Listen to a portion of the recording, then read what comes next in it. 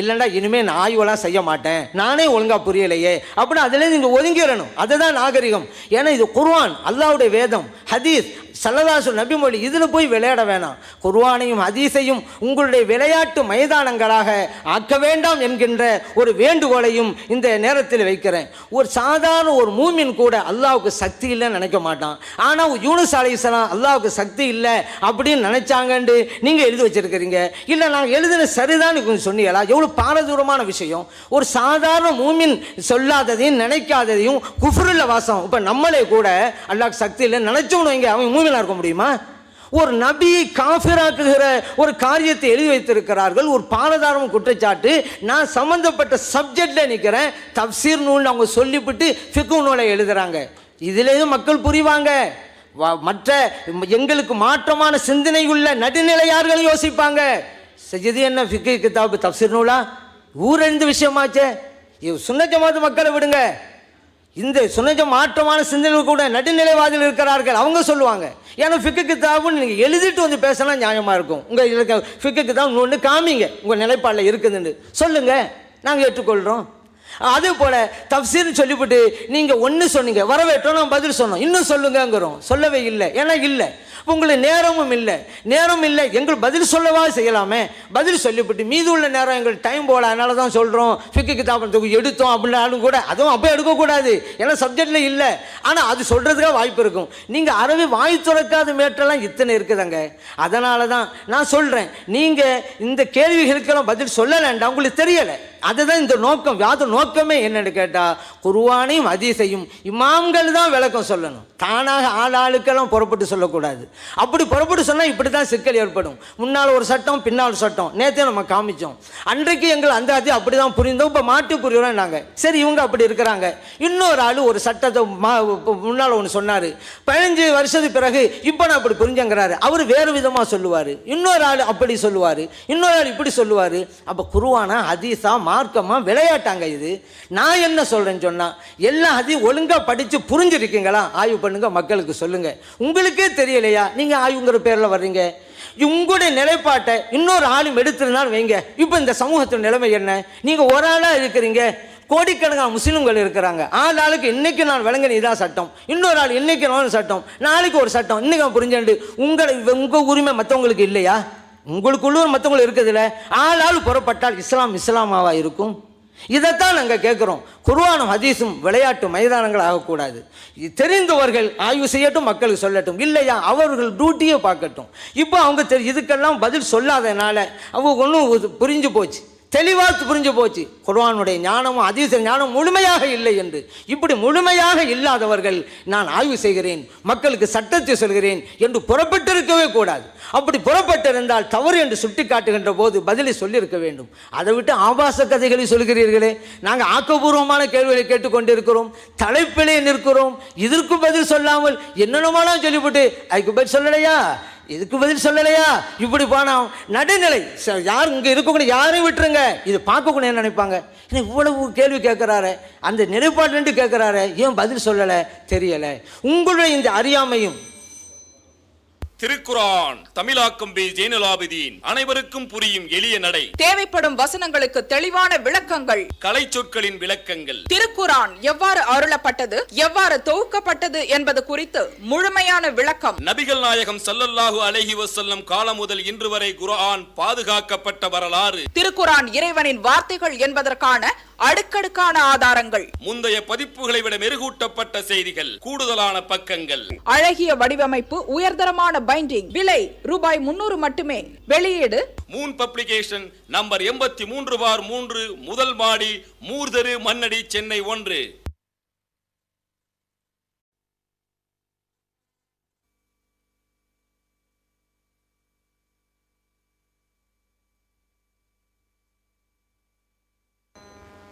அஸ்ஸலாமு அலைக்கும் வரஹ்மத்துல்லாஹி வபரகாத்துஹு. அன்பிற்குரிய சகோதரர்களே, சென்ற அமர்வில் அந்த அவர்களால் ஒப்புக்கொள்ளப்பட்ட நூல்கள் எழுத்துக்கள் இருக்குல்ல, தலைப்பை ஒட்டி பல ஆதாரங்களை 2 நாளாக எடுத்து வைத்து கொண்டிருக்கிறோம். அதாவது ஷேக் அப்துல்லா ஜமாலி அவர்களால் ஒப்புக்கொள்ளப்பட்டவர்களுடைய பேச்சுக்களிலும் எழுத்துக்களிலும் ஆபாசங்கள் இருக்கின்றன என்ற தலைப்புக்கு உட்பட்டு அவர்களால் ஒப்புக்கொள்ளப்பட்ட மதுஹப் நூல்களில் இருந்து தலைப்புக்கு உட்பட்டு நிறைய ஆதாரங்களை நம்ம எடுத்து வைத்தோம். அதில் போன அமர்வில் ஒரு பதில் சொல்லும்போது என்ன சொன்னார்னு கேட்டால், இந்த மாதிரி ஆபாச கதைகள் எல்லாம் சொல்லும்போது ரசித்து சிரிக்கிறாங்க அப்படின்றார். அப்போ ஆபாச கதைன்னு ஒத்துக்கிட்டார். அதில் உள்ளதானே சொன்னோம். ஆபாச கதைகள் இருக்கிறது என்பது நிரூபணமாயிடுச்சு. இவங்க ஏன் சிரிக்கிறாங்க அவங்க ஏன் சிரிக்கலைன்னா கேட்டு பிடிச்சி போனவங்க சிரிக்க மாட்டாங்க. அதை வந்து புதுசாக கேட்குறவங்க சிரிப்பாங்க. இது கித்தாப்பில் இருக்குது, வருஷம் வருஷம் அவங்க சொல்லிக் கொடுக்குறோம், இதுதான் நமக்கு தெரியுமே. ஒரு ஜோக்கு கூட தெரிஞ்ச ஜோக்கு தான் சிரிப்பாங்களா? புதுசாக இருந்தால் தான் சிரிப்பாங்க. அதனால் இந்த பக்கம் சிரிச்ச காரணம் என்னென்னா இப்படி இல்லாமல் இருக்கும்னு இவங்க ஆச்சரியமாக பார்க்குறாங்க. அவங்க திரும்பி திரும்பி கேட்டாங்க. இது பெரிய மேட்டரே கிடையாது. அடுத்து என்னென்னு கேட்டால் போடுங்க, என்று குர்ஆன் அல்லாஹ் சொல்லியிருக்கிறான். அதனால தூய்மையாளர் குர்ஆன் தொடர்ந்து இந்த ஆயத்தை வச்சு நம்ம சட்டம் சொல்லல. அது அங்கிருந்து லவ்ஹுல் மஹ்பூல பற்றி தான் அல்லாஹ் சொல்லி காட்டுறான். மனுஷர்கள் அது சுமக்கிறாங்க சொல்றாங்கிறத அல்லாஹ் சொல்லி காட்டுறான். அதை மையமா வைத்து நாம் சட்டம் வைக்கவில்லை. அப்போ இதில் என்ன சொல்கிறாருன்னு கேட்டால், லாயமசு இல்லல் முத்தஹரூன் என்று ஒரு ஆயத்து இருக்கிறது. தூய்மையானவர்களை தவிர இந்த குர்ஆனை தொடமாட்டார்கள்ன்றதுக்கு அர்த்தம். இதை வச்சு ஒழு இல்லாதவங்க குர்ஆனை தொடக்கூடாதுன்னு நாங்கள் சொல்லலை, அது மலக்குகளை தான் குறிக்குது அப்படின்னு இந்த ஆடியோவில் பேசினாரா? இதை வச்சு தான் சொல்கிறோன்னு புத்தகத்தில் எழுதியிருக்கிறார். அதை போடுங்க போட்டாச்சா? அதில் என்ன எழுதியிருக்கிறாரு படிங்க. அது அப்படியே எனக்கா படிங்கண்ணா? அதை பரிசுத்தவான்கள் தான் குர்ஆனை தொட வேண்டும் என்பதற்கு அடிப்படை ஆதாரங்கள் 3: இறைவேதம் திருக்குர்ஆன், இறை தூதர் ஸல்லல்லாஹு அலைஹி வஸல்லம் அவர்கள் பொன்மொழிகள் ஹதீஸ், நபித்தோழர்களை யோகவித்த முடிவு. முதல் ஆதாரம் குர்ஆன். இறைவன் கூறினான் லா யமஸ்ஸு இல்லல் முத்தஹரூன். அந்த ஆயத்தை போட்டு செய்தியின் மூலம் இறைவன் குர்ஆனின் மாண்பை வெளிப்படுத்துகிறான். தூய்மையானவர்கள் தான் எனது என்று கூறி ஒரு வரைமுறை இறைவன் வகுத்து விட்டதால் மற்றவர்கள் குர்ஆனை தொடக்கூடாது என்று அழுத்தமான அர்த்தம் வசனங்கள் உள்ளடங்கியுள்ளது. இந்த வசனத்தை ஒழுவின்றி தொடலாம் என்பதற்கு ஆதாரமாக நாங்கள் சொல்லலை அப்படிங்கிறார் ஆடியோவில். இதுதான் முதல் ஆதாரம் வைக்கிறோங்கிறார் புத்தகத்தில். இப்படி தான் நிறைய முரண்பாடுகளுக்கு கணக்கு வழக்கு இல்லைங்கிறதுக்கு இதுவும் ஒரு ஆதாரம். சரி, இனிமேல் வந்து நம்ம பதில்களையும் அதிகமாக சொல்ல வேண்டி இருக்கிறது. அதாவது அவர்கள் மொத்தமே அவர் கேட்டிருக்கிற கேள்வி 17. அவர் மொத்தம் லிஸ்ட்டு போட்டு ஆரம்பத்திலேருந்து கடைசி வரைக்கும் நம்மை நோக்கி அவர் கேட்ட கேள்விகள் வந்து 17. 17 வந்து கலாலாவுக்கு தெளிவாக சொல்லிட்டோம். அவர் இன்னமும் அதுக்கு என்ன செய்யலை. அது ஏன் வந்து தாய் வழி சகோதரர்கள்ங்கிற கேள்வி அவர் எழுப்புறாரு. அந்த வசனத்தில் அது இல்லையே, இது அதை மாற்றிருச்சின்னு குர்ஆனில் இருக்கு, அவ்வளவுதானே. ஒரு வாசகன் நேயராக கேட்குறக்குள்ள சபை இது இல்லை. விவாதம்னா நீ சொன்ன இது தப்புன்னு தான் என்கிட்ட கேட்கணும். அதுக்கு என்ன அர்த்தம், இதுக்கு என்ன அர்த்தம், நெஞ்சில் கை கட்டுறதா தொப்புள்ள கட்டுறதான்னு கேட்கக்கூடாது. கேள்வி கேட்குற இடம் அல்ல இது. சொன்னதை மறுக்கணும். நாங்கள் என்ன சொல்லி இதை மறுக்கிறீங்கன்னு கேட்டோம், பதில் சொல்லலை. அது ஆன்சர் முடிந்து விட்டது. தொடை சம்பந்தமாக சொன்னோம். தொடை சம்பந்தமாக என்ன எழுதியிருக்கோம், முந்தி ஒன்று எழுதிட்டு பிந்தி ஒன்று மாற்றினாங்கன்னாங்க, அதுக்கு பதில் சொல்லிட்டோம். அப்புறம் என்னது, தொடையை காட்டு பொம்பளை காட்ட சொல்கிறாங்கன்னு அப்படி அசிங்கமாக இந்த மதுஹப் கிதாபில் இருக்கிற மாதிரியே அப்படி கேட்குறாரு. ஒருவனுக்கு இப்படி தொடை விலகி விட்டால் மார்க்கத்தில் குற்றம் இல்லைன்னு எழுதியிருக்கிறோம். நம்ம மட்டுமா சொன்னோம், மாலிக் இமாம் சொன்னாங்க ஆதாரம் காட்டுறோம். அதை தாண்டி கோமணம் கட்டினா போதும், துருல் முக்தாரில் இருக்குது. கோமணம் கூட இல்லை, முன் துவாரமும் பின் துவாரம் மறைஞ்சா போதும். ஒரு பவுடர் டப்பா மூடி எடுத்துக்கிட்டேன்னு வச்சுக்கிட்டா என்ன செஞ்சுறேன், சிரிக்கிறதுக்கு சொல்லலை, அந்த இதுக்கு அர்த்தம் அதுதான். அதை சொன்னாங்களே, அதில் கேள்வி கேட்டியல, அதில் கேள்வி கேட்கணும். எங்களை கேட்குறதா இருந்தால் உங்கள்கிட்ட இல்லாமல் இருந்து எங்கள்கிட்ட கேட்கணும். ஆபாசத்துக்கு அழைக்கிறார்கள்ங்கிறீங்களே, நீங்கள் அப்படி இந்த மாலிக் இமாம் அல் குபுர் துபுருன்னு இருக்கிறாரு, அதுக்கு என்ன பதில், அதை சொன்னீங்களான்னா என்ன இல்லை. அதுக்கு வந்து உங்களால் வந்து பதில் சொல்லலை. என்ன சொல்கிறீங்க, தஞ்சாவூர் கும்பகோணம் மாநாட்டில் உள்ள அப்படி ஊரில் வந்து 2-3 பொம்பளைங்க முக்காடு இல்லாமல் இருப்பாங்களா, அதை காட்டி பார்த்தீங்களா அப்படின்னு காட்டுறாங்க. நீங்கள் தான் போனதில் சொன்னீங்களே, நீங்கள் மட்டுமா மாநாடு நடத்துனீங்க, எங்கள் பொம்பளையில் தான் வந்தாங்கன்னீங்கல்ல, அவங்க முக்காடு படம் வந்திருப்பாங்க. உங்கள் நீங்கள் தான் சொன்னீங்களே தௌஹீத் ஜமாத் கூட்டம் மட்டுமா, அது எல்லாரும் தானே அதுக்கு வந்தோம் நீங்கள்ல. அந்த எல்லாரும் வந்த உண்மை அதானே. பலதரப்பட்ட ஆள் தௌஹீத் ஆள் முக்காடு படம் வருவாங்களா, தௌஹீத் ஜமாத் ஆள் இல்லைன்னு பளிச்சுன்னு தெரியும். பலதரப்பட்டவங்க காபிர்கள் கூட வருவாங்க, அவங்கவுங்க மாதிரி அவங்க இருப்பாங்க. அது வந்து அது அதைத்தான் ஆதாரமாக காட்டினாங்களே தவிர குர்ஆனை ஆதாரம் காட்டவில்லை. அதுக்கு பதில் சொல்லிட்டோம். நான் வரிசையாக அந்த 16, 17 கூட இஷ்டத்துக்கு வரிசைப்படுத்தலை. அவர் சொன்ன வரிசைப்படி அவ்வளவு இதுவரைக்கும் என்ன சொன்னார் அவ்வளவையும் போட்டு பார்த்து, முதல்ல சொன்னது கலாலா, ரெண்டாவது சொன்னது தொட, மூணாவது அப்படி வருஷப்படித்தான் பதில் சொல்லிட்டு வர்றேன். அந்த வருஷப்படி எல்லாம் சொல்லி முடிப்பேன் இன்ஷா அல்லாஹ். அதுக்கப்புறம் யூசுப் நபி சம்பந்தமாக அவர் இந்த மாதிரி அசிங்கமாக சொல்லிட்டாரு அப்படின்னு சொல்லிட்டு அவர் சொல்கிறாரு.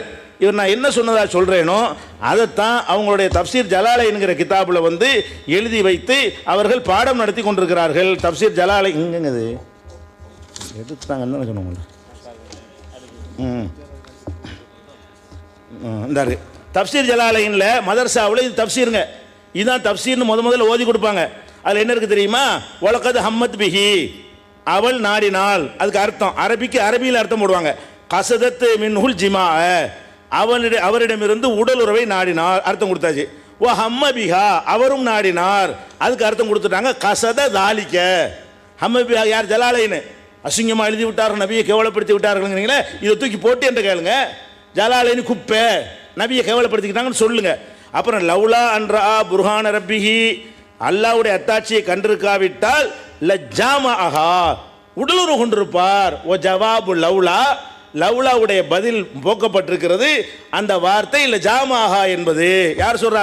வேண்டாம், அதை வேண்டாம் கொடுத்துருங்க. அப்போ தப்சீர் ஜலாலை எல்லாம் நிறைய தப்சீரில் இருக்கிறது.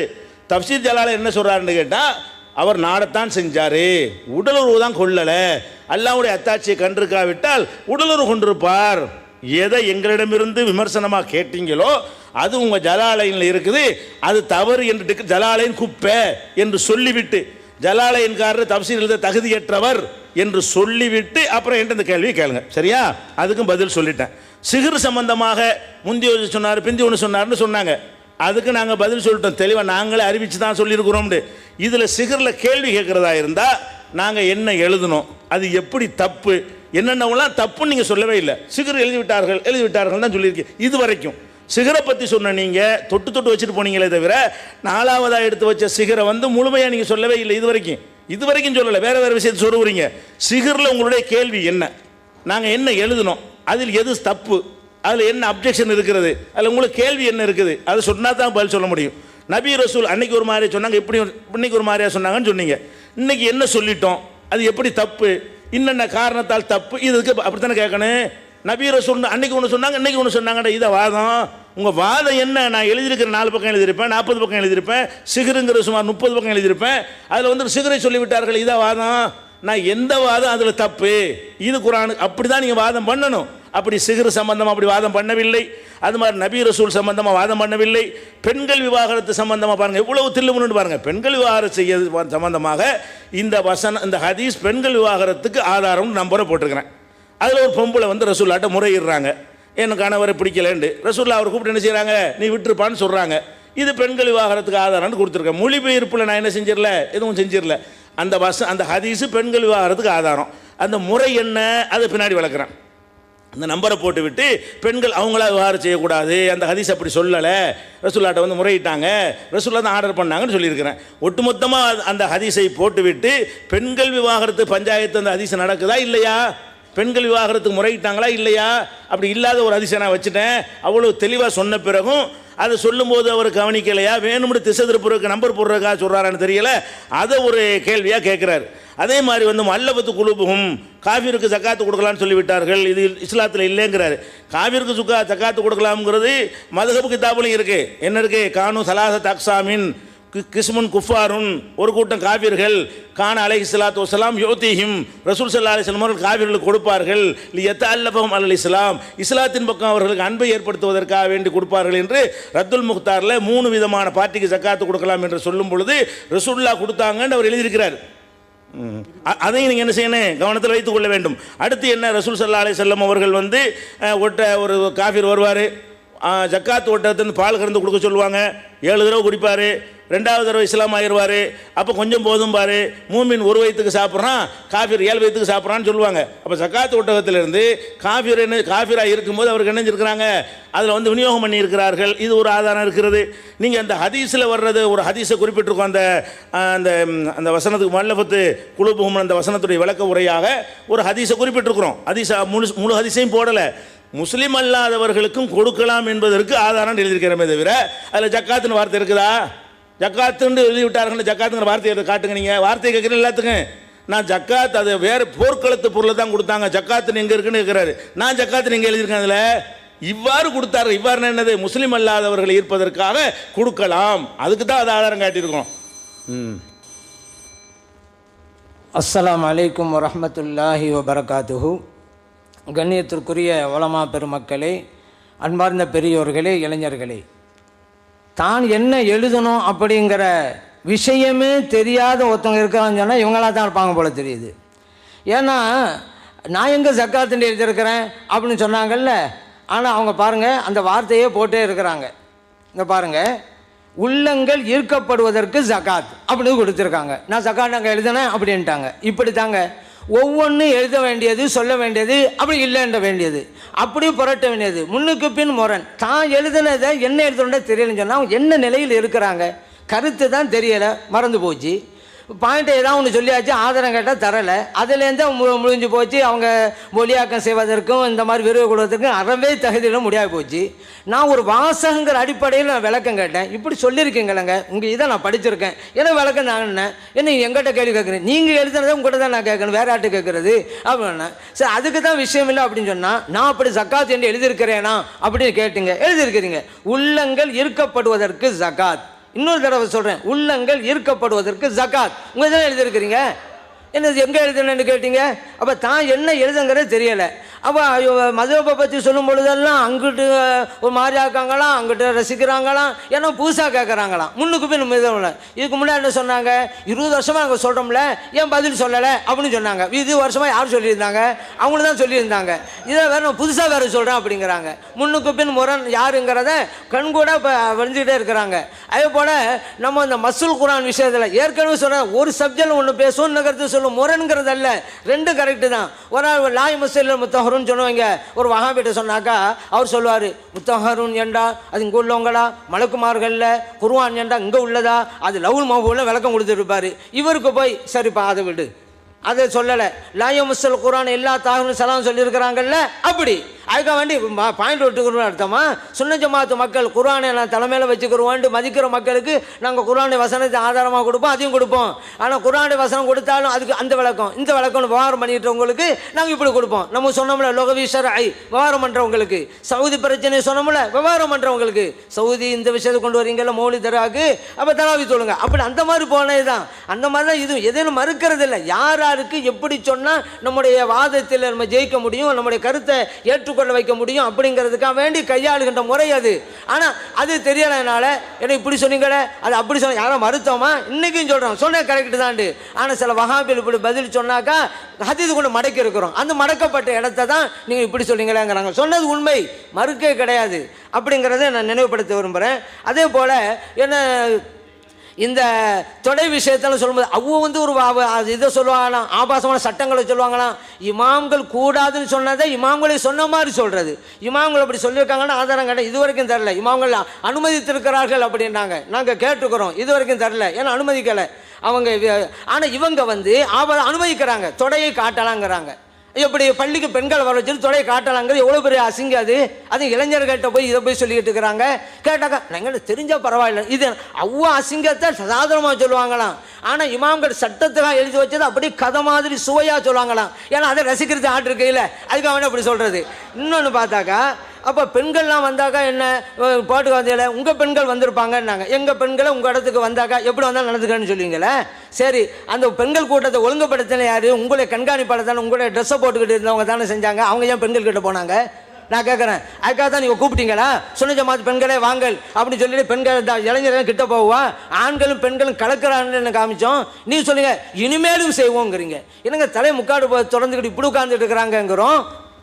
அதே போல் இளைஞர்கள் மற்றவங்கள்லாம் கலந்துருக்காங்கன்னு போட்டு காமிக்கிறோம். சரி, தவறாக நடந்து விட்டது, அடுத்த இதில் அப்படி நடக்கக்கூடாதுன்னு சொன்னால் நியாயம், நாங்கள் இனிமேலும் தொடர்ந்து அதை செய்வோம் அப்படிங்கிறீங்க. நேற்று சொன்னீங்க அதை, இதா சட்டம், இதான் நபி வழி.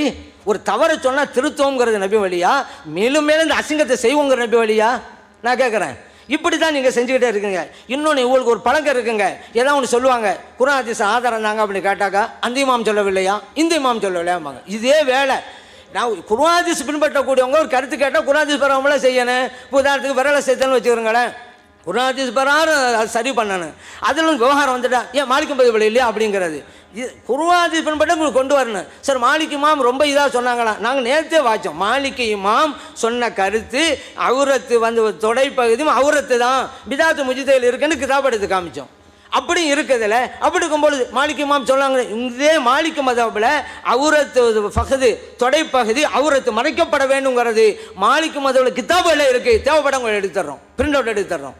என்ன நீங்கள் இதை சொல்கிறீங்க, நல்ல கருத்தெல்லாம் விட்டுறீங்க, யாராவது ஒரு சொன்னால் அதை பிடிச்சி நிற்கிறாங்கிறீங்க. அதனால் இவங்க ஏதாவது குர்ஆன் ஹதீஸ் சொன்னாக்க அதுக்கு ஆதாரம் தாங்க, அதை விட்டுவிட்டு உங்கள் இமாம் சொல்லவில்லையா இந்த இமாம் சொல்லலையான்னு நீங்கள் வந்து தப்பிக்கக்கூடாது. அதுபோல் பாருங்கள், யூசுப் அலைஹிஸ்ஸலாம் விஷயத்தை சொன்னோம், நீங்கள் ஜலான்னு சொன்னீங்க, அப்போ ஜலானில் சொல்லப்பட்ட தவறுங்கிறீங்களா ரைட்டுங்கிறீங்களா? தவறு அப்போ நீங்கள் சொன்னீங்களாக்கா பிரச்சனை கிடையாது, நாங்களும் அப்படி தான் சொல்கிறோம். நீங்கள் தவறுங்கிற இதில் அதை கொண்டு வரவே இல்லையே. உங்களுக்கு சரிதான் சொன்னால் அதையும் எங்கிட்ட சொல்கிறீங்க. நீங்கள் குர்ஆன் ஹதீஸ் பண்ணாலும் எங்களுக்கு விவரிக்கணும். தஃப்சீர் கிதாப் நீங்கள் ஆதரவாக காமிப்பீங்களா? நான் ஜலாலில் எனக்கு காமிக்கிறீங்க. ஜலாலில் இருந்தாலும் நாங்கள் ஏற்றுக்கொள்ள மாட்டோம் தான். நான் நேற்றே சொல்லிட்டோமே, ஒரு நபி உன்னுடைய ஒரு உயர்வுக்கும் சிறப்புக்கும் கலங்க விளைக்கிற எதுவாக இருந்தால் யார் சொன்னாலும் ஒப்புக்கொள்ள மாட்டோம்ட்டோம்ல. ஜலாலி இருந்தால் நீங்கள் ஜலாலத்தை காமிச்சிங்க. குர்ஆன் ஹதீஸ் அப்போ இதெல்லாம் வழங்குது. குர்ஆன்லையும் ஹதீஸ்லையும் அவங்களுக்கு தெளிவான ஆதாரம் இல்லை. அதே போல் அவங்க கருத்தை நிலைநாட்டுவதற்கு தக்க ஆதாரம் இல்லை. அதனால் உங்கள் இமாமே சொல்லியிருக்காங்க இந்த பூச்சாண்டி காட்டுறது இதுவெல்லாம் நாங்கள் ஏற்றுக்கொள்ள மாட்டோம். குர்ஆன் ஹதீஸ் கூட நீங்கள் நிரூபிங்க. அதான் லவ்லாங்கிற வார்த்தைக்கு பாரதூரமான ஆராய்ச்சி நீங்கள் ஏன் இது வரைக்கும் நீங்கள் அந்த ஆராய்ச்சி எடுக்கலை? மாட்டிக்கிறீங்க இலக்கணத்தில். ஏன் மற்றவங்ககிட்ட சொன்னால் அவ ஏதாவது சொன்னால் அப்படி இருக்குமோ நம்பிடுவாங்கண்டு. என் முன்னாலே சொன்னாங்கல்ல, மௌசூலுக்கு பிறகு முதாரி வந்தால் இந்த சட்டம் என்ன நவு தெரியாதவங்களும் அப்படி சொல்லலாம். அது நம்புறதுக்கு சில பேர் இருக்கலாம், எங்கிட்ட முடியாது. அது தெரிஞ்சிருக்கு அவளுக்கு. அதான் அது சப்ஜெக்ட் வரவே இல்லை. நேற்று சொன்னாங்க நான் வாதிப்போம். அதே போல் வசனங்கள் விஷயத்தில் வாதிப்போமா சவால் விட்டாங்க, இன்னும் ஆரம்பிக்கலை. ஆனால் பாருங்கள், உலகத்தில் உள்ள மக்கள் எல்லாம் எதிர்பார்க்குறாங்க. நிலைப்பாட்டில் தஃப்சீர் கிதாப்னு இருக்குது. ஒரு சப்ஜெக்ட் தான் சொன்னேன், இது வரைக்கும் சொல்லலை. அப்போ தஃப்சீர் இல்லை, அந்த ஒன்றை தவிர வேறு எந்த தவறும் இல்லைங்கிறது அவங்க நிலைப்பாடு. தஃப்சீர் கிதாப்னு சொல்லி ஃபிக்கு கிதாப் வாசிக்கிறாங்களே. இப்போ யாராவது உலகத்தில் ரத்துல் முஹ்தாரை போய் தஃப்சீர் கிதாப் சொன்னால் சிரிப்பாங்க. ஆனால் ரத்துல் முஹ்தாரை வச்சுக்கிட்டு சொல்கிறாங்க, ஆனால் ஃபஸ்ட்டு எப்படி இருக்குது தஃப்சீர் கிதாப்னு இருக்குது, அதை விட்டாச்சு எழுத்துண்டு இருக்குது. எங்கள் தஃப்சீர் தானே எழுத்து, தஃப்சீரில் இருக்கக்கூடிய எழுத்து, அதுக்கு விளக்கமாக தான் அமைச்சிருக்கு, மற்ற கிதாப் இல்லையில அப்படின்னு சொன்னால் தஃப்சீருங்க வார்த்தையை போட்டாமல் வெறும் எழுத்துட்டே சொல்லியிருக்கலாம் தானே. சாதாரணமாக யோசிச்சாலே தெரியாது. ஒரு எழுத்துன்னு சொன்னால் தஃப்சீருண்டு வார்த்தையை போடணும், எது வேணவங்க சொல்லாமல. தஃப்சீர் கிதாப்னு போட்டுக்கிட்டு அப்புறம் எழுத்துன்னு கொண்டு வரோம். அப்போ அதுக்கு உண்டான எழுத்துன்னு தானே எல்லாம் வழங்குவாங்க. ஃபத்துல் மீனை போய் யாராவது தஃப்சீர் கிதாபாங்களா? அப்போ தஃப்சீர் கிதாப்னு நீங்கள் நிலைப்பாட்டில் ஒப்பு கொண்டுட்டு நீங்கள் ஃபிக்கு கிதாபை வாசிட்டு இருக்கிறீங்களா? என்ன நினைப்பாங்க, என்னடா குர்ஆன் ஹதீஸ் தான் தெரியலை, எந்த கிதாப்னு தெரியலை, இவங்க தான் குர்ஆன் ஹதீஸ் புறப்பட்டாங்களா? நினைக்க மாட்டாங்க. உலகத்தில் உள்ள எத்தனை ஆலிம்கள் இதை பார்த்து சிரிப்பாங்க. என்னடா தஃப்சீர் கிதாப்னு எதுவும் தெரியலை, ஃபிக்கு கிதாப்னா எதுவும் தெரியலை, இவங்க போய் பேசிக்கிட்டு இருக்கிறாங்க. அதான் நடைபெற்று இருக்கிறது. ஏன்னா இங்கே இருக்கக்கூடிய மட்டுமல்ல, எல்லா லட்சக்கணக்கான மக்கள் பார்க்க போகிறாங்க. பாருங்கள் உங்களோட அறியாமையெல்லாம் எந்த அளவுக்கு இருக்குண்டு. அப்படி தான் ஆகப்போகுது. இன்னொரு விஷயம் என்னென்னு கேட்டால், இந்த சிஹ்ரு அப்படிங்கிறதுக்கு ஏன்னா ஒட்டுக்கோதான் சொல்லிங்க. நீங்கள் ஆதரித்து எழுதியிருக்கிறீங்களே, முன்னால் ஒரு கருத்தை சொன்னீங்க, பின்னால் ரைட்டு, நம்ம விவரத்தை சொல்லி தான் சொன்னோம். நீங்கள் ஸல்லல்லாஹு அலைஹி வஸல்லம் அவர்கள் சிஹ்ரு வைக்கப்படவில்லை அப்படிங்கிறத நீங்கள் எழுதியிருக்கிறீங்க, அதுக்கு என்ன, அது சரியா அப்படி கேட்டுக்கிறோம். மொத்தமாக சொல்லுங்கிறாங்க. ஏன் விளக்கமாக சொன்னதுக்கெல்லாம் என்ன பதில் சொல்லிட்டாங்களா? எதாக இருந்தாலும் சரி அவங்களுக்கு பதில் இல்லைன்னு வைங்க, ஒரு இமாம் பிடிச்சிடுறது. அதுபோல் இறைவனுக்கு உருவம் உண்டாங்கிறது குர்ஆனில் கேட்டால் ஹதீஸில் கேட்டோம், பதில் இல்லையா குத்துப்பே பிடிச்சாச்சு. அதான் நம்ம சொன்னோம், என்னங்க குத்தைபா மதபில் இருக்கீங்க, இவனு குத்தைபா சொல்லிக்காண்டாங்க. அப்போ குத்தைபா மதபா நீங்கள் தான் குர்ஆன் ஹதீஸுங்கிறீங்க, அது ஆதாரம் காட்ட வேண்டியதானே. ஏன் குத்தைபா மதபுக்கு போகிறீங்க? அப்போ அவர் பின்பற்றும் சொல்லிட்டு போங்க. ஏதாவது குர்ஆன் ஹதீஸில் எடுத்து வைங்கண்டா அவர் சொல்லவில்லையா, இவர் சொல்லவில்லையா, லவ்லாக்கு பிரச்சனையை தக்க ரீதியில் நீங்கள் வாதம் பண்ணுங்கன்னு சொன்னால் ஜலால இல்லையான்னு போகிறீங்க. இது என்ன, இதுவே உங்களுக்கு தோல்வியை காட்டலை. இப்போ இதே என்ன வழங்குன்னு சொன்னால் குர்ஆன் ஞானமும் இல்லை, ஹதீஸோட ஞானமும் இல்லை, அரபி இலக்கணமும் இல்லை. நீங்கள் ஏன் குர்ஆனுக்கு விரிவுரை வழங்க முன் வந்தீங்க? இதைத்தான் நாங்கள் அடிக்கடி கேட்டுக்கிட்டே இருக்கிறோம். அதே போல் அவங்க எழுதினதில் பல விஷயங்கள் நம்ம சுட்டி காட்டியிருக்கிறோம். இது கூட அவங்க பதில் சொல்லலை.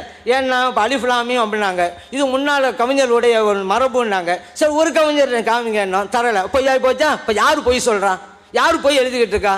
முன்னாள் கவிஞர்கள் மரபு நீங்கள்ல இந்தாங்க ஒரு கவிஞர் இப்படி சொல்லுங்கன்னு சொல்ல வேண்டியதானே. அப்போ பொய் எழுதுக்கன்னு ஆகி போச்சுல. பொய் எழுதக்கூடியவர்கள் எப்படி குர்ஆனுக்கு விரிவுரை வழங்கலாம்? இதுதான் எங்கள் கேள்வி.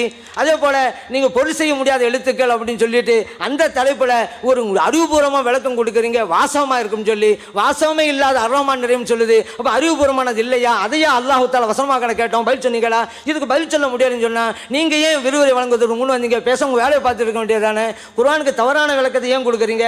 அதே போல் விவாகரத்து தலாக் விஷயத்தில் நாங்கள் ஹதீஸ் சுட்டி காட்டணுமே, அதுக்கு இதான் ஆதாரம் சொன்னீங்களா, அல்ல தப்புன்னு சொன்னீங்களா? அதுவும் இல்லாமல் சும்மாவே இருந்துக்கிட்டு இருந்தால் என்ன அர்த்தம்? நீ ஃபிக்கு கிதாபை சொல்லிக்கிட்டு இருந்தால் என்ன அர்த்தம்? கேட்கப்பட்ட கேள்வி தர்ஜமா தானே, ஏன் பதில் சொல்லலை? பதில் இல்லை பேசாமல் நீங்கள் விட்டு உங்கள் வேலையை பாருங்கள். ஆய்வெல்லாம் வேணாம், ஏன்னா உங்களுக்கு தெரியலை. அன்பிற்குரிய சகோதரர்களே, இந்த அமர்வோடு நீங்கள் பார்த்தீங்கன்னு சொன்னால் அந்த பிரேக்கில் போய் நினைச்சிட்டாங்க, டவுன் ஆகி போச்சா, நான் என்ன சொன்னாலும் சரிங்க என்று ஒரு சர்டிஃபிகேட்லாம் ஆலிம் கூட்டங்கள் தானே. ஆனால் மக்கள் கேள்வி கேட்பாங்க, சிரிக்கப்படுவாங்க. இந்த கேள்வியெல்லாம் தன்னுடைய குறிய தன்னுடைய பின்துவாரத்தில் எப்படி விடுறதுன்னு கேட்பாங்கல்ல, அப்பவும் சரிங்க. சரி சொல்லிக் கொடு, அதாவது விஷயத்துக்கு சிரிச்சா பரவாயில்லை, பார்த்தாலே தெரியுது இது வந்து செயற்கையாக சொல்லிக் கொடுத்து செட்டிங்னு தெரிகிற அளவுக்கு இருக்கிறது. சரி, அடுத்து வந்து அதான் அதனால் என்னென்ன கரெக்டாக போகிறோன்னு காட்டுறாங்களாம். இவ்வளோ கேட்டானா பதில் சொல்லாமல் முடிக்கிறாரு, நம்ம சிரிக்கலாமா? வெக்கமில் வரணும் அது சொல்கிறேன். சரி, அடுத்து என்ன சொல்கிறேன்னு கேட்டால், இப்போ வந்து நமக்கு தான் இந்த மதுஹபில் உள்ளதை ரொம்ப ஒரு ரசனையாக சொல்லி கூட குறைய சொல்லிட்டோங்கிறாங்கல்ல, அதனால் இயற்கை சாதாரணமாக அவங்களே சொல்லட்டுங்கிறதுக்கான இது கொடுத்துருவோம். இதுக்கு தயவுசெய்து அடுத்த சிட்டிங்கில் அது கொடுங்க.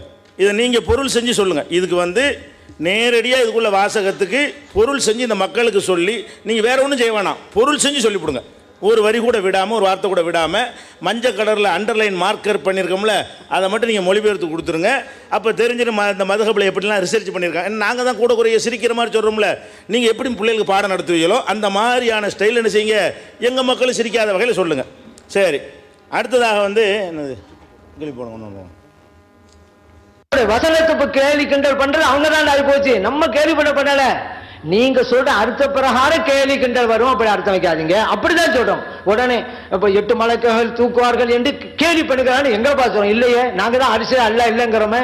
அப்ப அல்லாஹ் மலக்குகள் தூக்குறான்னு எப்படி வரும்? அந்த அதுல அரசியல் அல்ல இல்லைன்றா. அப்ப இறைவன் இங்கும் இருக்கிறான் அங்கும் இருக்கிறான், அரிசிலும் இருக்கிறான். சரி சரி, இப்படி எல்லாம் முரண், அது அரசியல் இல்லை அரசியல் இருக்கான் என்றெல்லாம் சொல்லக்கூடிய ஒரு நிலையை நம்ம பார்க்குறோம். இப்போ நம்ம இருங்க, இதுவரைக்கும் அவர்கள் 17 விஷயங்களை பேசும்போது சொல்லிக்கிடுவார். இதுவரைக்கும் 17 விஷயங்களை சொல்லியிருக்கிறார்கள் என்று சொல்லி வரிசையாக ஒன்று ஒன்றா தான் கேட்குறேன். அது சொல்ல இது சொல்லுங்கிறாங்க, வரிசையாக 7க்கு சொல்லியிருக்கிறேன். அந்த 7ல் கலாலா கேட்டோம், பதில் சொல்லலை. தொடை விஷயத்துக்கு கேட்டோம், தொடை விஷயத்தில் மறைக்கிறது சரியா சரியில்லையாங்கிற சர்ச்சையை நீங்கள் கிளப்பலை. என்ன கிளப்புனீங்க? இது ஒரு அசிங்கம் ஆபாசங்கிற கோணத்தில் நீ கேட்டீங்களே தவிர உங்கள் கேள்வி என்ன, இப்படிலாம் அசிங்கமாக சொல்லலாமான்னு கேட்குறீங்க. அப்படின்னா நீங்கள் அதை சொல்லாமல் இருக்கணும். இது சரியா தவறாங்கிற ஆர்குமெண்ட் வந்து எல்லாம் வாதத்தை பண்ணுங்க.